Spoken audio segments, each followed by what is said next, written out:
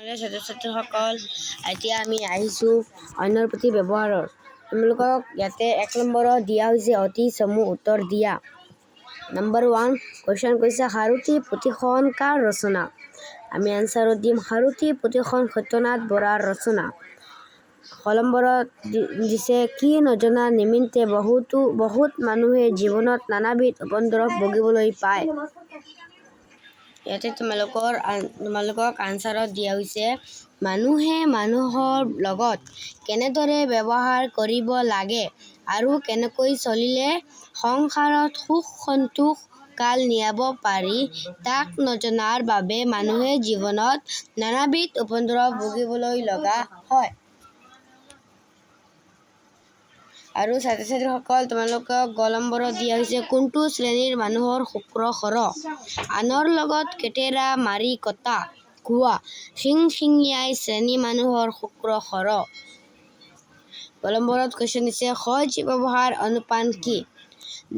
উত্তৰ নম্ৰতা সহজ ব্যৱহাৰ অনুপান।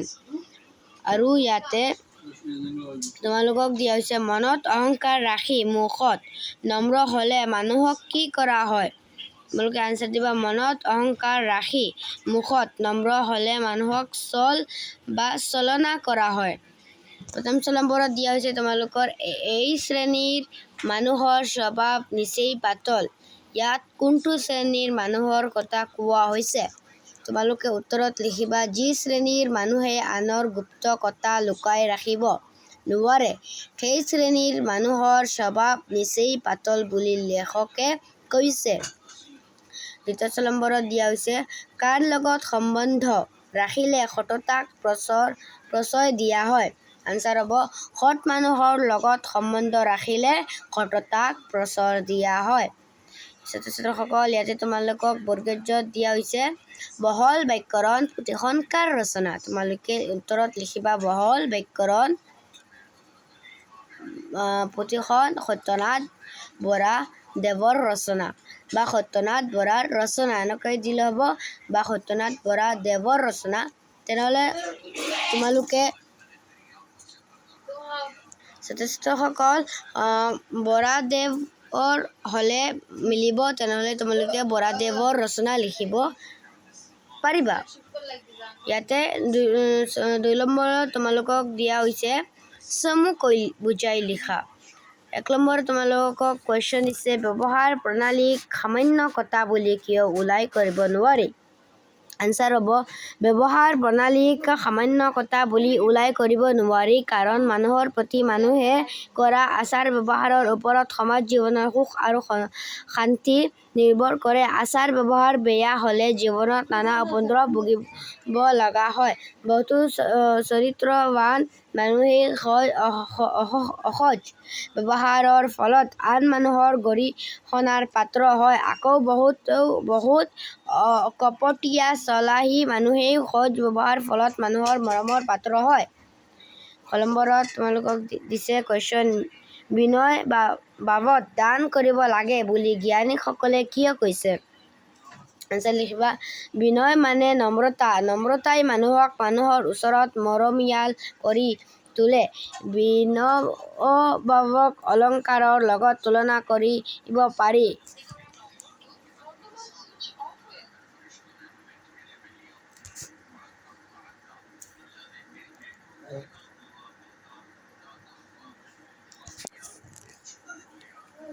তেনেহ'লে জীৱনত নানা উপদ্ৰৱ ভুগিবলৈ লগা অলংকাৰে যেনেকৈ মানুহৰ শাৰীৰিক সৌন্দৰ্য বৃদ্ধি কৰে তেনেকৈ বিনয় বাবে মানুহৰ ব্যক্তিত্ব প্ৰকাশত অৰিহণা যোগায়। সেয়ে দান দিয়াৰ সময়ত বিনয়বাবদ দান কৰিব লাগে বুলি জ্ঞানীসকলে কৈছে। বিনয়বাবদ দান কৰিলে মানুহৰ মাজত মৰম চেনেহ শ্ৰদ্ধা ভক্তি আদি গুণৰ বিকাশ হয় আৰু সামাজিক জীৱন সুখৰ হয়। 3 নম্বৰত দিয়া হৈছে তাৎপৰ্য ব্যাখ্যা কৰা। তাৎপৰ্য এতিয়া আমি ব্যাখ্যা কৰিম নম্ৰতা সহজ ব্যৱহাৰ অনুপান। আমি আনচাৰত লিখিম নম্ৰতা সহজ ব্যৱহাৰ অনুপান কথাষাৰৰ সত্যনাথ বৰাদেৱৰ অন্যয়ৰ প্ৰতি ব্যৱহাৰ মানুহৰ প্ৰাৰ্থীত সুন্দৰভাৱে ব্যাখ্যা কৰিছে। সহজ ব্যৱহাৰ মানুহৰ সামাজিক জীৱন সুখ আৰু সন্তোষেৰে ভৰাই তোলে। নম্ৰতা বিনয়ভাৱ হৈছে সহজ ব্যৱহাৰ এক অন্যতম অনুপান উপাদান। নম্ৰ ব্যৱহাৰ মানুহক মানুহৰ ওচৰত মৰমীয়ালৈ কৰি তোলে। বিনয়ভাৱক অলংকাৰ লগত তুলনা কৰিব পাৰি। অলংকাৰে যেনেকৈ মানুহৰ শাৰীৰিক সৌন্দৰ্য বৃদ্ধি কৰে, তেনেকৈ বিনয়ভাৱ মানুহৰ ব্যক্তিত্ব প্ৰকাশত অৰিহণা যোগায়। লোকৰ মাজত নম্ৰভাৱে থাকিলে মুখেৰে আপোনা আপুনি মিঠা মাত ওলায়, কিন্তু মনত অহংকাৰ ৰাখি মুখেৰে নম্ৰতা প্ৰকাশ কৰিব বিচাৰিলেও কেতিয়াও প্ৰকৃত নম্ৰ হ'ব নোৱাৰে। ৩ নম্বৰৰ খ সোণৰ জেউতি অমান্য কৰিলে নকমে। আনচাৰ দিবা তোমালোকে। সোণ এবিধ অতি মূল্যৱান ধাতু। ইয়াৰ দ্বাৰা অলংকাৰ তৈয়াৰ কৰা হয়।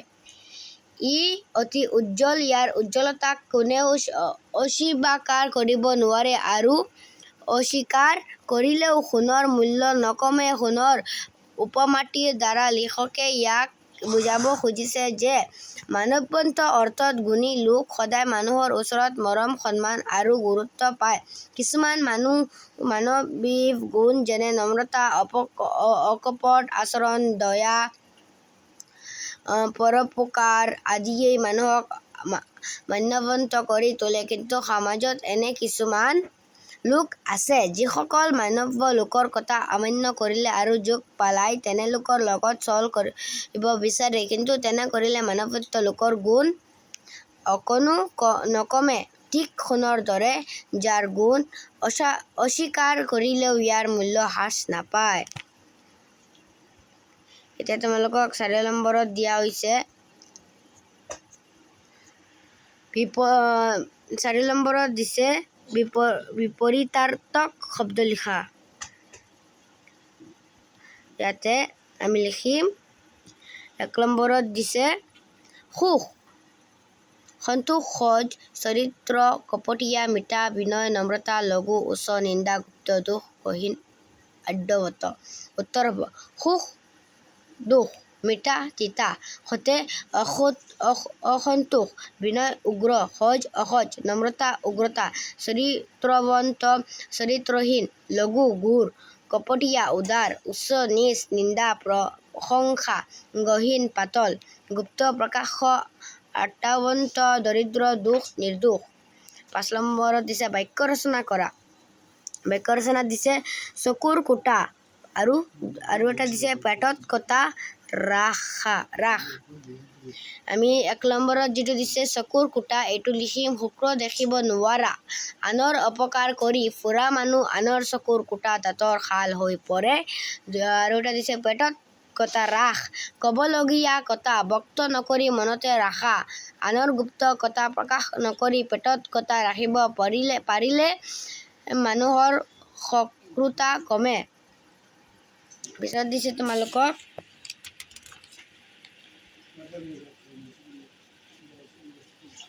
আৰু ছাত্ৰ ছাত্ৰীসকল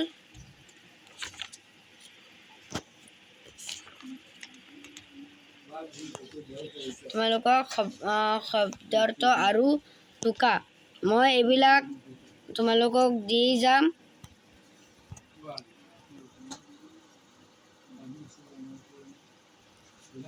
তোমালোকে যদি তোমালোকে কোৱা মই আউট কুৱেশ্যন দিবলৈ, তেনেহ'লে মই দি দিম। তেনেহ'লে ব'লা মই এতিয়া তোমালোকক আউট কুৱেশ্যন মানে ভিতৰুৱা কুৱেশ্যন দিম। ছাত্ৰ ছাত্ৰীসকল তোমালোকে এই ভিডিঅ'ত যদি 1K লাইক কৰি দিয়া, তেনেহ'লে মই তোমালোকক ভিতৰুৱা কুৱেশ্যন আনি দি দিম।